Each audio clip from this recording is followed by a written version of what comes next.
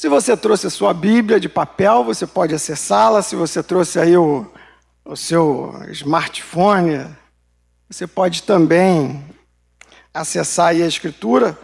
Nós vamos ler hoje Mateus 26, fala justamente daquele momento da ceia do Senhor. Um momento precioso. Antes de ler o 26 que eu citei, eu vou ler o 26, 20, que é um pouquinho antes. Chegada a tarde, pôs-se ele à mesa com os 12 discípulos. Então, só para a gente se situar, como é que foi isso? Jesus vinha sendo sistematicamente rejeitado pela nação de Israel, oficialmente representada pelos líderes que vinham perseguindo, e agora tinham feito acordo, tinham se organizado para conduzir Jesus à morte. Jesus sabe o que está acontecendo, ele sabe que pouco tempo lhe resta, ele mesmo disse: ninguém tira a minha vida, eu voluntariamente a dou. Então Jesus vai celebrar uma refeição especial. Era a refeição da Páscoa. Ele disse para os discípulos prepararem para ele essa refeição. Eles foram até um lugar, viram um homem com um cântaro nas costas, seguiram o homem, falaram com o dono da casa. O dono da casa disponibilizou um terraço, que ele chama, que é um cenáculo, todo mobiliado, todo preparado. E nesse contexto, no finalzinho, na tarde, próximo do crepúsculo, eles se encontraram. Então, esse chegada à tarde, ele é importante. A gente precisa entender um pouco como que funcionava a contagem de dias de Israel, para saber exatamente o que aconteceu naquele tempo. Eu ouso dizer que Jesus morreu no dia em que os cordeiros morriam. Jesus foi morto como o Cordeiro de Deus que tira o pecado do mundo na Páscoa. Então, vamos pensar. Às 0 horas começa a nossa contagem de dias. Para eles lá começa às 18 horas. 6 horas da tarde começa o dia para eles. Então, o Êxodo dizia o seguinte, que no dia 10, eles deveriam, dia 10 de Abide, era o primeiro mês, o janeiro deles era Abide. Então, no dia 10, eles separavam um cordeiro. Aquele cordeiro que era separado ficava na casa lá com a família, separado. Dizem também que ele, que ele era observado durante 10 dias, para ver se de fato ele não tinha defeito. Tinha 10 dias para fazer essa averiguação. E o cordeiro também ficava íntimo da casa. No dia 14, no crepúsculo, no dia 14, quase no dia 15, ali naquele finalzinho, o cordeiro era sacrificado. O cordeiro era sacrificado e na virada, ele era preparado, ele era arrumado, colocava-se à mesa.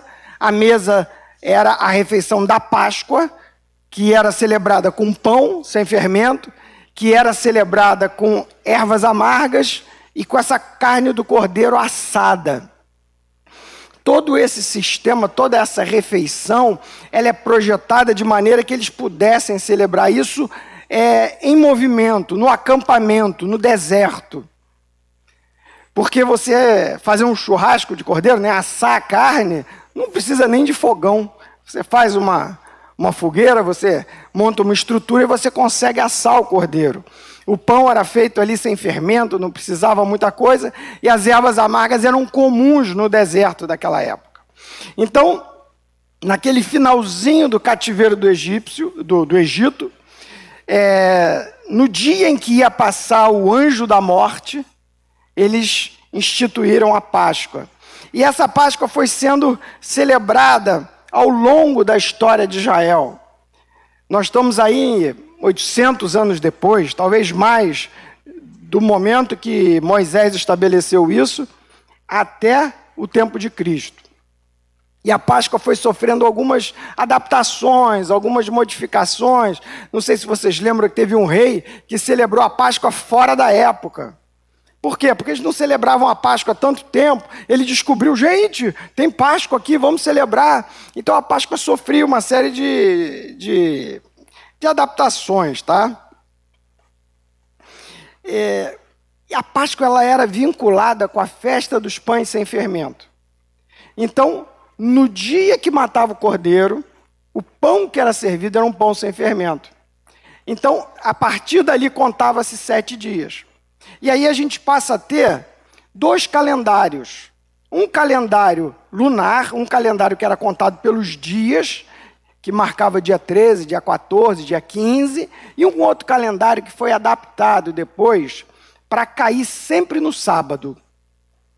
Sempre no sábado era a Páscoa. Tipo Dia das Mães, segundo domingo de maio. Então, o primeiro sábado depois do dia 13, do dia 14, era celebrada a Páscoa. Então, o que você vai observar no tempo de Jesus? Que alguns, como Jesus, celebravam a Páscoa conforme o calendário lunar, que era exatamente o dia que a lei prescrevia. E outros, os fariseus, celebravam a Páscoa de maneira que encaixasse certinho no Shabat. Então, a Páscoa encaixava no sábado e 7 dias depois, a festa dos pães sem fermento também ia bater no sábado. Mas você vê 2 datas. A Páscoa devia ser celebrada necessariamente em Jerusalém. Você imagina o que é uma cidade pequena como Jerusalém, embora fosse a capital de Israel, receber mais de 2 milhões de pessoas para celebrar a Páscoa. Imagina a quantidade de cordeiros que era colocado ali para os sacerdotes sacrificar. Então acabou que esse costume era bem visto. Alguns celebravam a Páscoa do dia 14 para o dia 15 e outros do dia 15 para o dia 16. Uns contavam a partir do mês, outros contavam a partir das semanas. E Jesus faz isso. Ele celebra a Páscoa na virada do dia 14 para o dia 15. Dia 14 o cordeiro era morto, aí já passou ali o sol já se pôs, já ficou de noite, já é dia 15. Então eles se sentavam à mesa e celebravam. Foi nessa data, enquanto comiam, chegada à tarde, essa tarde do dia 14 para o dia 15. Só para explicar, porque quando a gente lê em João, a gente vai descobrir que alguns sacerdotes, quando foram entregar Jesus a Pilatos no dia seguinte, na manhã do dia 15, João fala que eles não entraram no pretório para não se contaminarem e poderem celebrar a Páscoa. Aí isso ficava na minha cabeça, mas Jesus já tinha celebrado a Páscoa e eles ainda vão celebrar a Páscoa. Por que isso? E aí, uma lição que não pode nos escapar. As Escrituras são confiáveis. Você pode confiar na sua Bíblia. Você pode confiar nesse livro que Deus deixou para a gente ao longo da história, se revelando. Não existe, vamos dizer, um erro na Bíblia. O que existe são algumas questões que a gente não entende, talvez porque não estava lá vivendo na época, não entende a questão cultural. O que existem são problemas, e não erros. Só que para aquele leitor mal intencionado, ele já vai ver o problema dizendo que é um erro. Então ele vai se esforçar, ele vai estudar para provar por A mais B que a Bíblia está errada. E o que acontece? Se desvia, fica ruim, fica difícil para ele. Mas nós podemos nos aproximar da Bíblia com confiança. Deus deixou um relato confiável ao seu alcance, que custou a vida de muita gente. Para essa Bíblia chegar para nós hoje, gente, não foi simples, não foi fácil.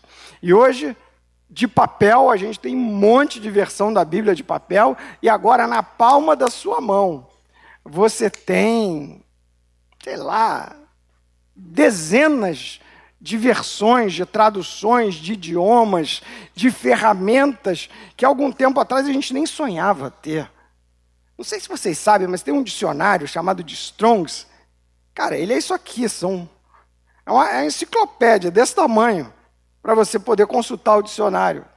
Porque ele tem um registro de todas as palavras que aparecem na Bíblia, numeradas. Hoje está na palma da sua mão o Strong's. E você acha mais fácil do que achava antigamente. Você clica na palavra assim e aparece o significado para você. Gente, estão dizendo por aí que a Bíblia é cheia de erros. Na nossa geração, talvez não fosse tão violento, mas na geração dessa moçadinha, gente, eles apresentam outras cosmovisões, apresenta-se outro cenário de criação, outros deuses. E muitos chegam para a Bíblia olhando na dúvida. Gente, será que isso está certo? Permita-me repetir. A Bíblia é confiável. A Bíblia é a revelação da palavra de Deus para nós hoje.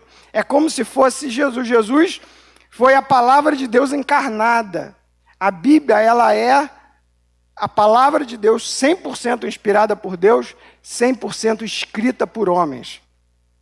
100% palavra de Deus, 100% escrita por homens. Jesus era assim também, 100% homem, 100% Deus. Assim também é a escritura que você tem nas mãos. Então, sempre que você chegar em alguma questão que não combina, não bate, faz uma pesquisa, descobre como é que era a história. Tem aquela história lá de Jericó, que tem um texto que fala que ele entrava em Jericó, e outro que ele fala que ele estava saindo de Jericó. E aí fica todo mundo, gente, está um erro aí e tal. Aí depois foram descobrir que tinha duas Jericó. A Jericó mais antiga, que estava sendo reconstruída, e a Jericó nova. A Bíblia não tem erros. Amém? Então, como é que funcionava? Eu gostaria de repassar com vocês as últimas 24 horas de Jesus. Vamos pensar, eu ainda estou naquele primeiro versículo, chegada a hora, tá? Mais ou menos 5 horas da tarde, Jesus já devia estar indo a caminho. Por que eu fico descrevendo essas coisas? Eu não sei se vocês veem The Chosen. Vocês estão vendo essa série? The Chosen.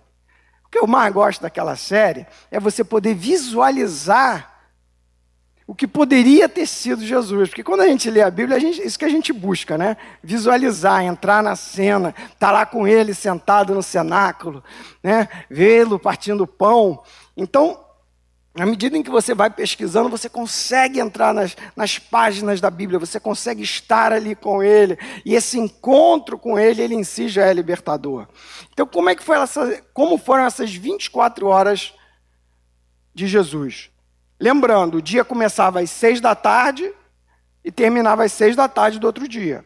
Então, 6 da tarde, Jesus já devia estar sentado ali para comer a refeição. O cordeiro foi morto ali na virada. Ok? Naquele dia, às 6 da tarde do dia seguinte, às 6 da tarde do mesmo dia, porque para nós seria o dia seguinte, ele estaria enterrado. 24 horas, naquele dia. Ele sentou na mesa, sabendo que ia ser a sua última refeição. Ele sentou na mesa, ciente de que antes que aquele dia terminasse, ele ia estar enterrado. Ele sabia. Por quê? 6 horas ele celebrou ali a refeição. Ele trouxe uma série de ensinos, que estão lá em João 13, 14, 15, aquela maravilha. Ele caminhou, passou pela videira, falou, sou a videira verdadeira, meu pai é o agricultor, foi dando ensinos. Chegou no Getsemane, orou 3 vezes. Ali o traidor o denunciou, ele foi preso, ele foi levado, ele foi julgado por volta da meia-noite. Já viu isso? Um julgamento de madrugada. No meio da madrugada a gente vai fazer uma sessão aqui de julgamento. Bem irregular, né? Parece até certos acontecimentos aqui da Casa Legislativa que a gente conhece, né? Então, lá eles fizeram isso, né? Um julgamento na madruga, na encolha. Condenaram Jesus. E ele passou a madrugada sendo torturado e humilhado. Quando deu aí por volta de 5:30 da manhã, 6 horas, eles estavam lá diante do Pilatos, entregando Jesus. Pilatos faz aquela palhaçada, lava a mão, diz que não, manda Jesus para ser crucificado. 9 horas da manhã, Jesus está na cruz, pendurado. 3 horas da tarde, Jesus morreu, entregou o Espírito. Alguém precisou ir lá, pedir o corpo de Jesus para enterrá-lo. Conta que ele foi enterrado às pressas. Por quê? Porque ia dar 6, e quando desse 6 horas, acabou a sexta-feira, ia começar o Shabat. Ninguém podia mais trabalhar. Então Jesus é enterrado às pressas, por isso que depois que eles voltam para tentar, então, fazer todo aquele cerimonial de envolvê-lo nos panos, com perfume, que é o que eles faziam naquela época. Então, montamos aí, conscientes disso, vamos entender o que era aquela Páscoa, o que era aquilo. Se a gente vai contar a morte dos cordeiros ali no dia 14 para o dia 15, Jesus foi morto no mesmo dia. Se a gente for contar a época, a data dos fariseus, que celebravam no dia 15 para o dia 16, Jesus também foi morto junto dos cordeiros. Porque olha só, se você mata o cordeiro às 6 horas da tarde, você tem um monte de cordeiro para matar, você começa a matar mais cedo. Então, 3 horas da tarde, na hora que Jesus morreu, havia um monte de cordeiros sendo mortos. Por quê? Porque ele era o Cordeiro de Deus que tira o pecado do mundo. Jesus foi morto na Páscoa. Você já pensou na probabilidade, quem é matemático aí, qual é a probabilidade disso acontecer? De uma pessoa ter poder de escolher, de decidir o dia que ela vai morrer, e morrer exatamente no dia da Páscoa. Uau! Jesus não estava perdendo o controle. E eles estavam ali. Quem estava com ele? Os 12. Aqueles 12 que tinham andado com ele por 3 anos. Aqueles 12, dentre os quais Judas. Judas Iscariotes. Pensa nisso. Será que Jesus tinha algum erro de liderança no trabalho dele? Não, né? Jesus tinha alguma falha de caráter que pudesse ter levado Judas a se voltar contra ele? Não. E a pergunta é a seguinte, a conclusão. Se Jesus teve um traidor entre ele, e olha que ele era perfeito, será que a gente também não vai ter?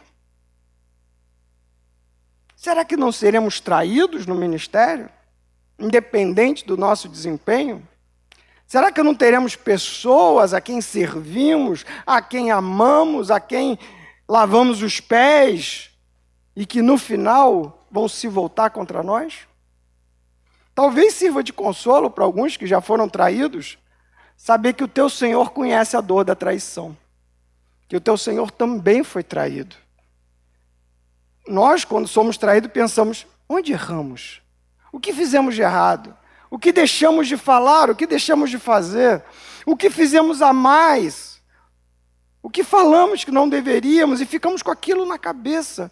Mas a verdade é que Jesus não falhou em nada e foi traído. Então, se você tem consigo aí a dor da traição, saiba que o teu Senhor já foi traído. Identifique-se com Ele. Console-se com Ele. Porque ele não tinha culpa nenhuma. E mesmo assim, foi traído. A Bíblia fala que ele se sentou à mesa com eles. E eles celebraram. Aquela mesa bonita, imagina, cabia 12 pessoas. Não era uma mesa como a gente está acostumado, que é uma mesa alta, era uma mesa no chão, eles ficavam sentados, escorados. Mas ali tinha certamente a carne do cordeiro. Ali tinha certamente o pão, certamente as ervas amargas, o vinho.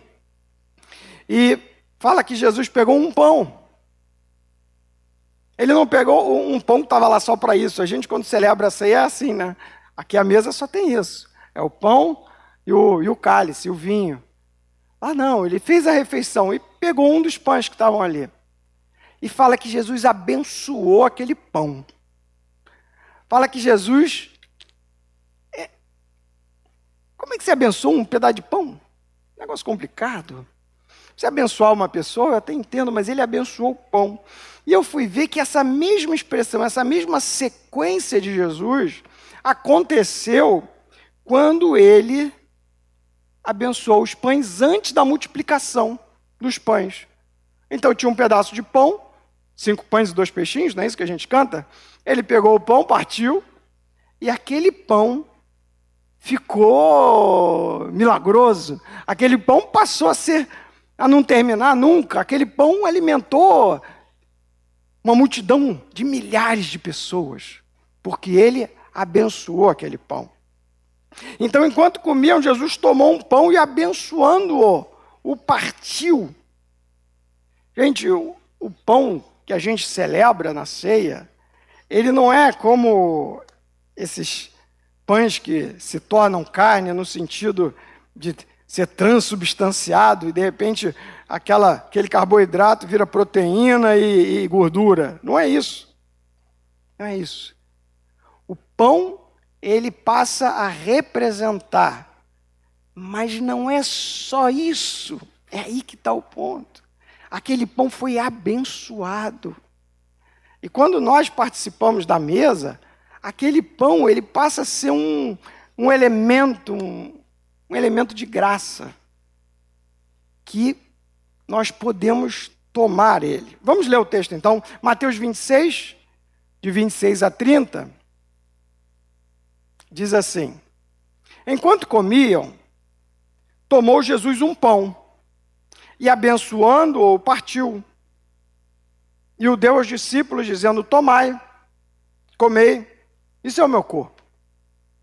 A seguir tomou um cálice, tendo dado graças, deu aos discípulos, dizendo: bebei dele todos, porque isso é o meu sangue, o sangue da nova aliança, derramado em favor de muitos para a remissão de pecados. Digo-vos que dessa hora em diante não beberei deste fruto da videira, até aquele dia em que hei de beber de novo convosco no reino de meu Pai. E tendo cantado um hino, saíram para o Monte das Oliveiras. A bênção de Jesus sobre o pão confere a ele características únicas. As mesmas, o mesmo tipo daquela da multiplicação.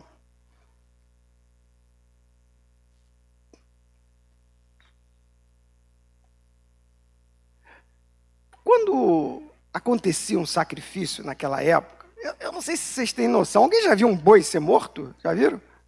Matar o boi? Matar uma galinha, pelo menos, gente. Já viram morrer a galinha?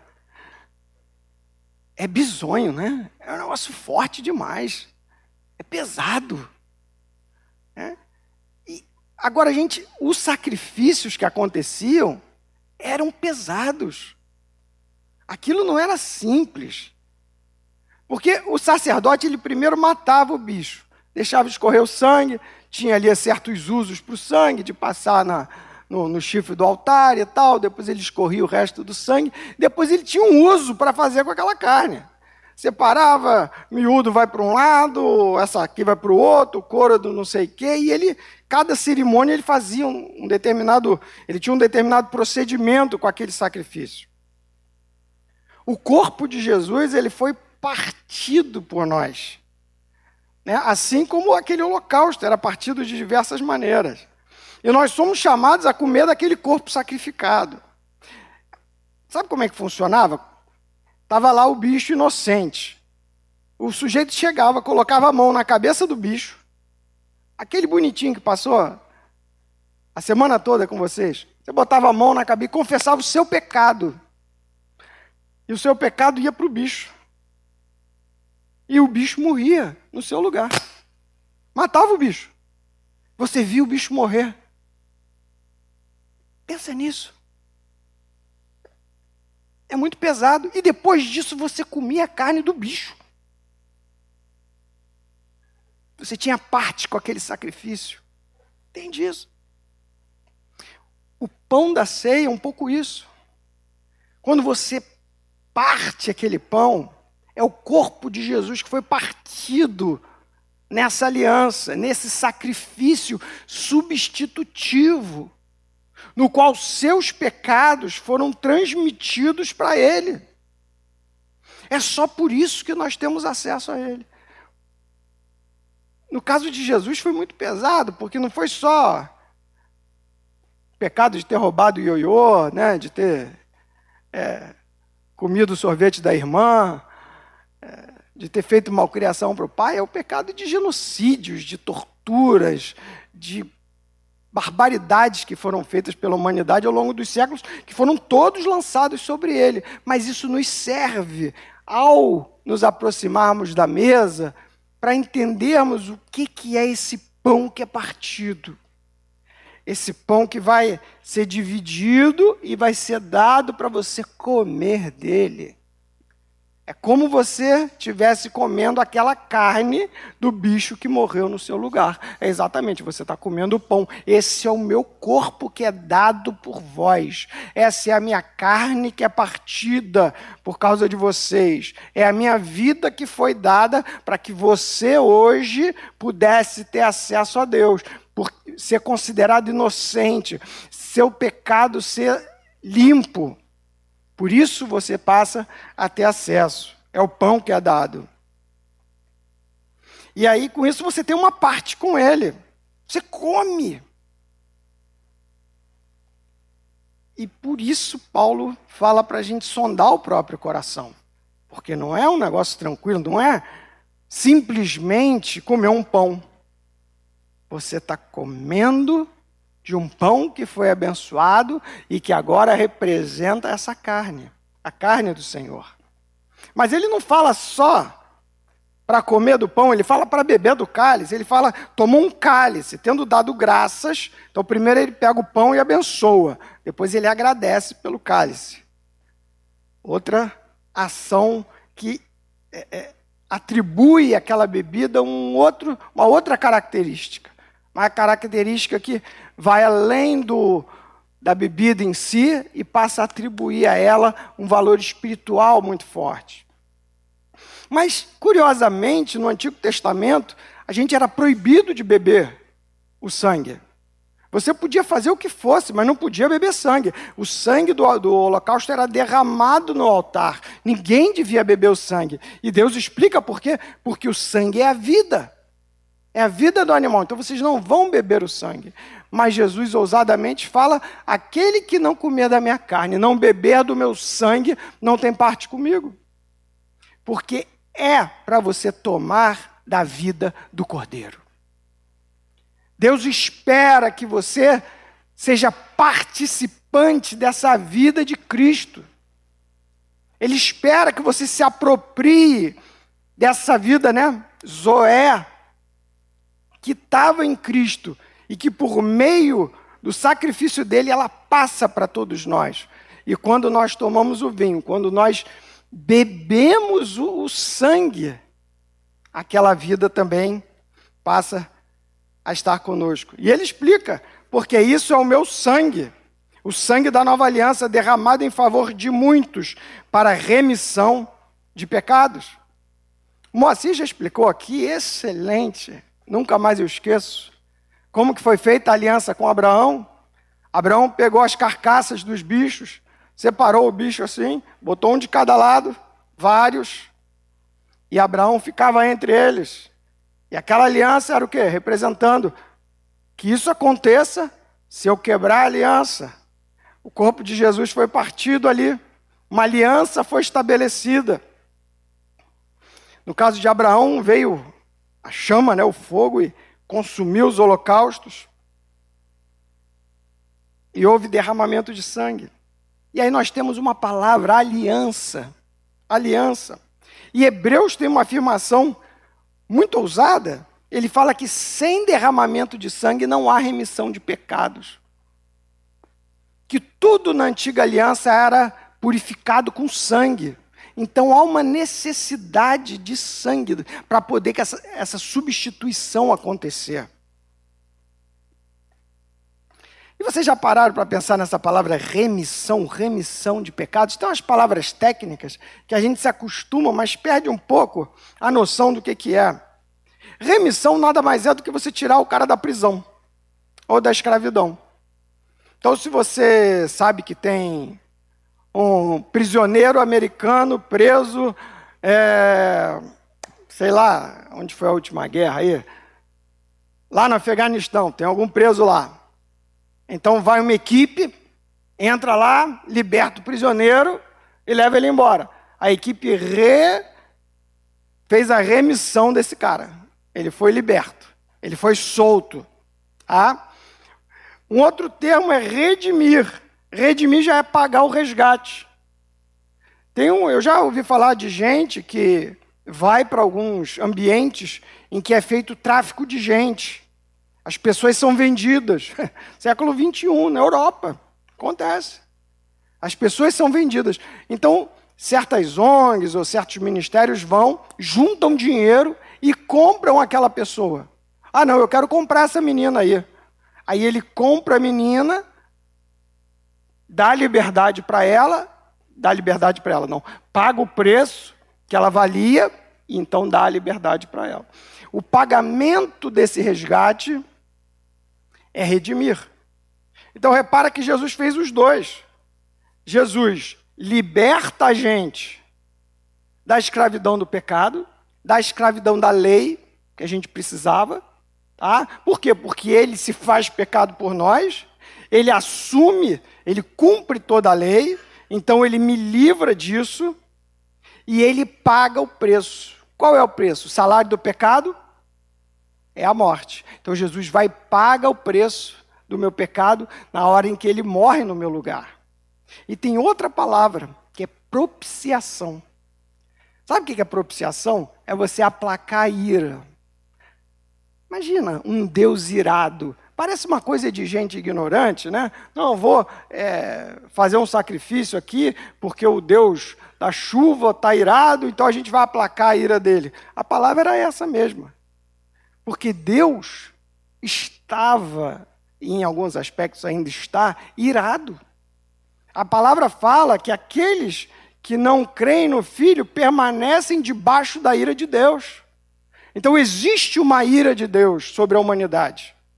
E o que Jesus faz? Jesus sofre, apanha, é humilhado, ele é zombado, porque a ira de Deus se derrama sobre ele. A palavra fala, ao Pai agradou moê-lo. Ele foi torturado para que a ira de Deus fosse aplacada. Então Jesus nos dá remissão de pecados, nós somos libertos do poder do pecado. Jesus redime, ele paga o preço da nossa escravidão. Ele vai lá e paga com o próprio sangue dele. E ele toma sobre si a ira de Deus. Eu lembro que... esqueci, acabou de me fugir o nome dele. O pregador perguntou... por que Jesus estava com medo lá no Getsêmani? Será de que Jesus estava com medo? Porque ele agonizou no Getsêmani. Ele falou, Pai, se possível, passa de mim esse cálice. E você tem histórico de relatos de homens que enfrentaram a morte com mais tranquilidade. Será que Jesus estava com medo necessariamente dos açoites? Da morte na cruz? De que Jesus tinha medo? Então ele responde, Jesus estava com medo do Pai. Jesus estava com medo da ira de Deus, que ia ser derramada sobre ele na cruz. E ele na cruz se fez maldição em nosso lugar. Nós éramos escravos do pecado, estávamos debaixo da ira de Deus, e ele fala, mas gente, agora tem uma nova aliança. Um novo acerto, um novo concerto. Não é mais como era no passado. Deus fez uma aliança lá no Éden, lembra? Colocou o homem e entregou para o homem tudo. Falou, olha só, a terra é sua, dominai, né? Sujeitai a terra, dá nome para os bichos, tudo agora é seu. Ele entregou ao ser humano o governo do planeta. Só que o homem caiu. O homem pecou e Jesus se faz homem para poder reconquistar para o Pai o direito que ele já tinha de criação, só que agora é um direito como homem. Não entregou para o homem? Então eu também sou homem. Eu, como homem, assumo de volta o governo do planeta para o meu Pai. Esse é o trabalho de Jesus. Ele fez uma aliança lá no Éden, só que o Adão errou. Mas o Senhor Jesus veio e não errou, e não pecou. Adão foi condenado a trabalhos exaustivos. O Senhor Jesus assumiu esses trabalhos no lugar do Adão. Trabalhou pesado, trabalhou como carpinteiro, suou a camisa, e ainda foi obediente até a morte e morte de cruz. Depois ele fez uma aliança com Noé. Lembra dessa história? Todo mundo conhece, né? Veio a chuva, o dilúvio, e varreu-se toda a vida do planeta. Com aqueles que saíram, Deus fez uma aliança, especificamente com Sem. A partir da linhagem de Sem, a promessa e a aliança de Deus foi sendo renovada, até que ele encontra Abraão. E ele faz novamente uma promessa para Abraão. Abraão, em ti serão benditas todas as famílias da terra. Em ti serão benditas o teu descendente. Então, quando ele abençoa essa descendência de Abraão, ele estabelece uma aliança com Abraão. E Jesus é precisamente esse herdeiro de Abraão que abençoa todas as famílias da terra.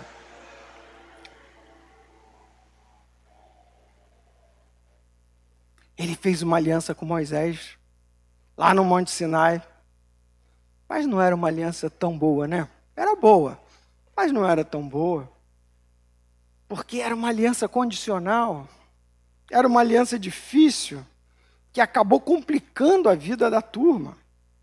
A lei é boa? É boa, ela sinaliza a vontade de Deus. E a gente olha a vontade de Deus e fala, é boa, perfeita, agradável, a vontade de Deus é santa. Mas o homem não consegue cumprir. E o pior, quando não consegue cumprir, tem uma maldição que vem sobre ele. Ai, ai, ai. E nos tempos de Jesus, ele estava debaixo dessa aliança. Tá? E depois ele ainda faz uma aliança com Davi. E ali fala, ó, seu descendente vai ser rei. Jesus cumpre todas essas alianças. Então, vamos ver como que essa aliança de Jesus é melhor. Alguém precisa fazer uma peregrinação para Jerusalém para poder adorar? Não, né? Naquela época precisava. Pelo menos 3 vezes por ano era bom você dar um pulo lá em Jerusalém. Será que você precisa gastar um dinheiro para comprar um bicho para ser sacrificado? Não, né? Algumas religiões de origem africana ainda fazem isso, não é verdade? O sujeito pega uma galinha, mata, quando é um negócio bem pesado, mata o bode, né? Tem uns negócios de doido. Esse, bota pipoca, né? Ainda tem. Né? E a religião judaica do deserto era isso, gente. Na época mesmo dos sacrifícios, era um açougue. Imagina a quantidade de bichos que era morto. Era uma loucura. Mas hoje, a gente não precisa mais disso, né? É a nova aliança. Naquela época, a bênção era condicionada ao teu desempenho. Se você fizer direitinho, escolhe aí o caminho. Se tu vier para cá, você vive. Vier para cá, você morre. Hoje a bênção não está ligada ao desempenho. Quer dizer, está ligada ao desempenho de Cristo. É por causa do desempenho dele que eu sou abençoado. Se eu cair, se eu pecar, eu não sou amaldiçoado. Eu peço perdão e passo a ter novamente acesso a Deus. Não existe uma maldição que é lançada sobre mim, porque eu não estou mais debaixo daquela lei de Moisés. Antigamente você tinha que fazer força para obedecer. Cumpre aí o negócio, vai aí, porque senão, ó, vai apanhar. O negócio vai ficar ruim para você. Hoje, sabe como funciona? O próprio Deus, em mim, Ele realiza o que Ele quer fazer. Ele vem aqui e Ele faz, e quando eu vejo, ué, que é isso, Salomão? Você tem força de vontade? Foi Ele que passou a operar, foi Ele que me transformou, foi Ele que me fez outro. Lembra? Uma vez por ano, o sumo sacerdote podia entrar além do véu, uma vez por ano. Ele fazia uma série de sacrifícios, e às vezes ainda tinha o negócio do sininho, né, Fred? Que botava na perna, se o sujeito entrasse lá meio desavisado, caía duro lá mesmo. Tá ouvindo o sininho? Tô não. Esse já foi. Aí puxava o cara da cordinha, que ninguém queria entrar lá para tirar ele, e tirava o sacerdote. Gente, sabe o que Hebreus fala? Que o véu foi rasgado, está lá no final do Evangelho. Hoje você e eu podemos ter acesso ao trono da graça, aquele Deus que Moisés conseguiu chegar e depois ele saiu de lá com o rosto brilhando. Esse Deus está diante de nós por meio de Cristo, por meio da nova aliança, está aberto para nós no seu quarto, nesse salão. O Senhor Jesus trouxe uma aliança excelente conosco. Excelente! Não é complicado adorar o Senhor hoje. A gente riu, eu falei aqui do sacrifício, a gente riu. É mesmo, né? Ficar matando bicho. Mas era assim, hoje não. Gente, eu não preciso nem falar. Eu fecho meu olho, eu penso e eu me conecto com o Senhor. A nova aliança, sem complicações geográficas. Naquela época, o Espírito Santo vinha sobre algumas pessoas, escolhidas a dedo. Hoje, o Espírito Santo é derramado sobre toda a carne. Pode ser empresário, pode ser político, pode ser governador, pode ser uma pessoa que trabalha como eu escrevendo. Gente, qualquer classe social. Derramarei do meu Espírito sobre toda a carne. Toda a carne. O que tem dentro de você há 3.000 anos atrás só vinha sobre alguns poucos homens no mundo. E hoje você tem o Espírito Santo habitando em você. E você pode realizar e ser tudo aquilo que o Senhor te desafia a ser e a realizar. A palavra fala que a nova aliança é melhor, porque ele fala, ninguém vai precisar ensinar o seu irmão, conhece o Senhor, porque todos me conhecerão, diz o Senhor. Porque no seu coração lhes inscreverei a minha lei. Queridos, essa nova aliança é uma aliança excelente. E Jesus celebrou isso com os irmãos. E no final ele falou assim, gente, eu vou falar para vocês um negócio. Eu vou voltar tão em breve que eu não vou tomar mais vinho até o dia que a gente for tomar junto no reino. Sabe o que isso quer dizer? Falta pouco para ele voltar. Falta pouco para nós nos sentarmos, pela graça de Deus, na mesa com o Senhor. Falta pouco. Ele fez um propósito, não toma o vinho até a gente sentar aquele dia e celebrar no reino de Deus. Queridos, eu vou convidar o pastor Moacir para conduzir esse momento da ceia, mas pense nisso, em tudo isso que significa esse sangue, esse copo do fruto da vide, fruto da uva, esse pão que vai ser partido. Pense nisso. Pensa no privilégio que você tem de fazer parte da nova aliança. Pensa nisso. Valoriza isso. Sabe como que o diabo tem feito hoje? Ele distrai a gente. Você tem acesso ao trono da graça, mas você prefere assistir a Netflix, né? Você tem acesso ao Deus vivo, mas você prefere jogar um pouquinho. Você tem acesso ao Todo-Poderoso, aquele que criou os céus e a terra. Mas você prefere ficar mais umas 3 horas na empresa, né? Queridos, o véu foi rasgado. Está aberto o acesso ao Todo-Poderoso. E eu te convido hoje, não só a participar dessa ceia, que o pastor Moacir vai conduzir, mas eu te convido a ter um coração cheio de gratidão e fazer bom uso do trabalho excelente que Jesus fez na cruz. Amém? Amém. Essa mesa é a mesa do Senhor. Lá tem um esboço, muita clareza, o Salomão, a importância que ela terá por revelação e dimensão da tua fé. ele mencionou, eu entendi a importância do partir do pão e de tomar do vinho, quando Jesus diz: este é o sangue da nova aliança. Nova. Fica perceptível que tinha uma velha. A salvação está aqui e não lá. Eu ficava me perguntando como é que os judeus no passado se convertiam. E eu achei que era por guardar a lei. Eles tinham que guardar a lei. Foi uma surpresa para mim, anos depois de ter me convertido, que eu percebi que no Velho Testamento todos os judeus que se converteram pela graça.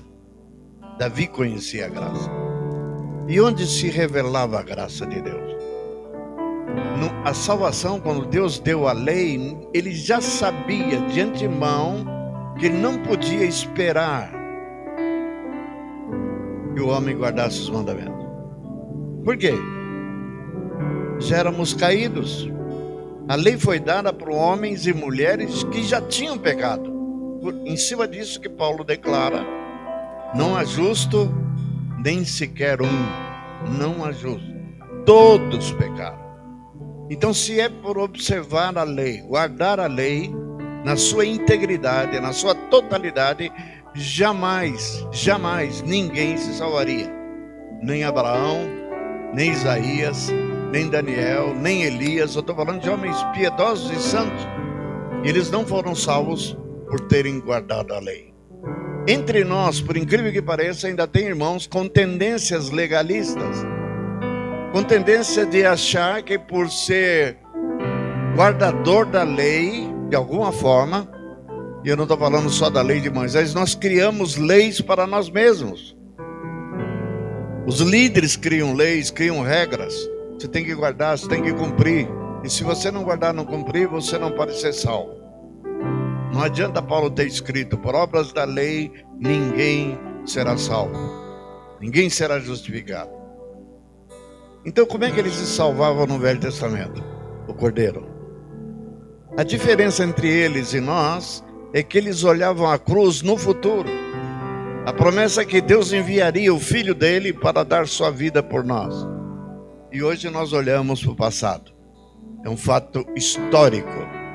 Mesmo os do mundo não podem negar a realidade de Jesus e de que maneira ele foi morto. Pode não crer nele, pode não crer no sacrifício dele, como nós cremos, mas já foi feito. E a prova de que foi feito está aqui. Este é o sangue da nova aliança.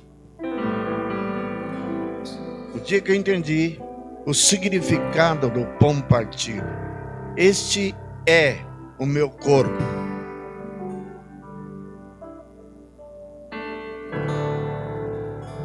É pena que ele já está partido aqui. A ceia nunca deve ser servida 2, 3 pães, 4 pães, um pão, que representa não só o corpo de Jesus, como representa a igreja. É um só corpo, que é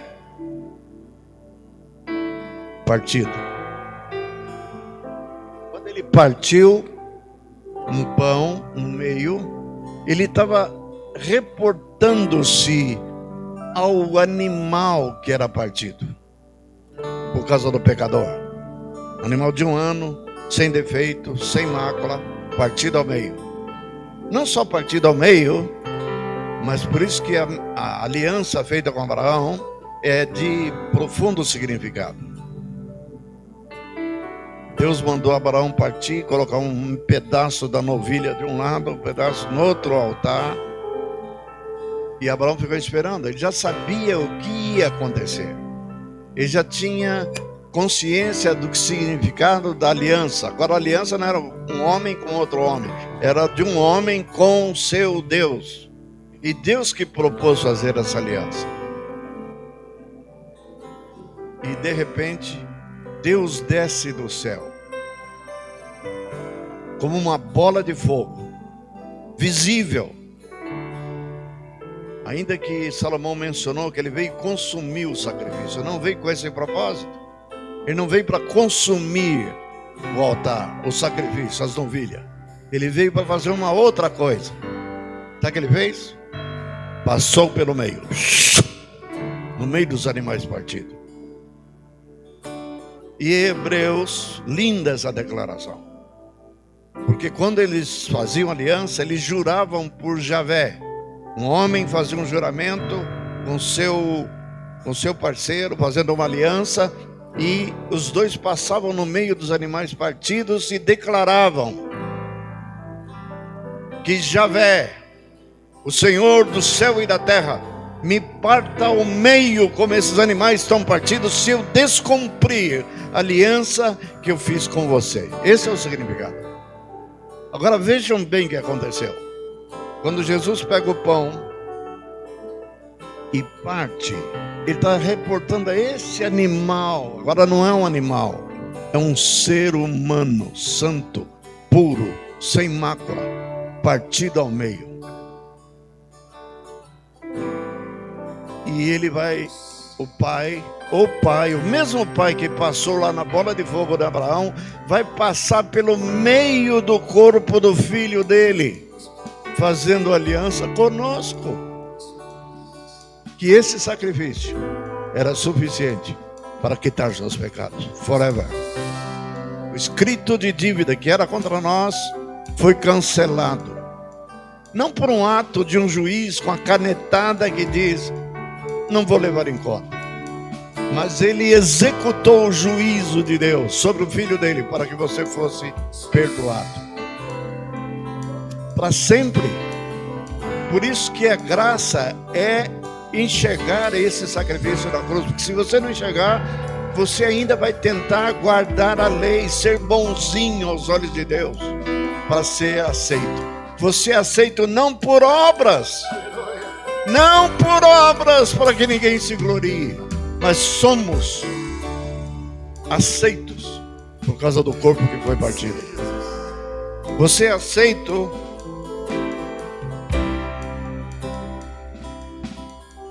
porque o sangue foi derramado. Este é o sangue da nova aliança, que faço no meu sangue. E aliança com quem? Eu estou morrendo, eu vou dar minha vida daqui a algumas horas. Ele está falando isso momentos antes dele ir para a cruz. Meu sangue vai ser derramado. Faço aliança com vocês. Não só com vocês, mas com todos aqueles que vieram a crer em mim. Bendito seja o Senhor, nós estamos incluídos nessa aliança. Aleluia. Forever. Vierem crer em mim. Você crê nele? Não crê que Jesus viveu aqui na terra? Não basta. Não crê que Jesus era bom? Não basta. Não crê que Jesus fez milagres? Não basta. Outros fizeram. O que importa não é o que ele fez enquanto andou entre nós. O que importa é a cruz dele, é a ressurreição dele ao terceiro dia. Isso é que importa. É o sangue da nova aliança. Essa aliança foi feita uma vez por todas, não como os animais no passado que tinha que ano após ano ser oferecido. Ele fez uma única vez para sempre. Diga comigo: meus pecados estão totalmente quitados pelo sacrifício que Jesus fez por mim. Eu fui reconciliado com Deus por causa do seu filho e da aliança que ele fez comigo. Com essa fé, nós comemos do pão, bebemos do sangue. Por isso essa aliança, essa mesa só é aberta para aqueles que creem nisso. E se tu não creres, não coma, não beba, porque você não será abençoado, ficará debaixo de juízo. Mas se você crer, mesmo sabendo que tu eres pecador, pois a mesa existe porque você é pecador, senão ela não precisava dela. Se você é puro, santo em si mesmo, você não precisa de Jesus. Mas você vem à mesa sabendo que é pecador. Examine-se, pois, o homem a si mesmo e coma do pão. Não fale examine, descubra que é pecador e não coma. Não, examine-se. Descubra que é pecador, mas coma do pão. Beba do vinho. E isso aqui não é um mero símbolo, é a realidade dessa aliança, desse sacrifício.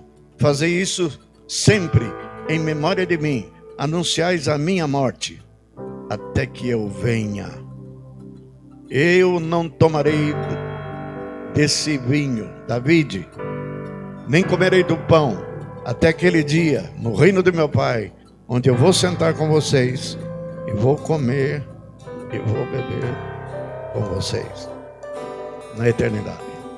Enquanto isso, nós anunciamos a vinda dele, anunciamos a morte dele, para que, tendo essa aliança, eu nunca duvide que Deus me ama, nunca duvide que Ele me perdoou, nunca duvide que Ele já me purificou, já me santificou, já me justificou, porque foi feita propiciação por todos os meus pecados, passado, presente e futuro. Amém? Hoje e sempre. Bendito seja o nome do Senhor. Amém. Aproximemo-nos, portanto, e comamos o pão e bebamos do vinho.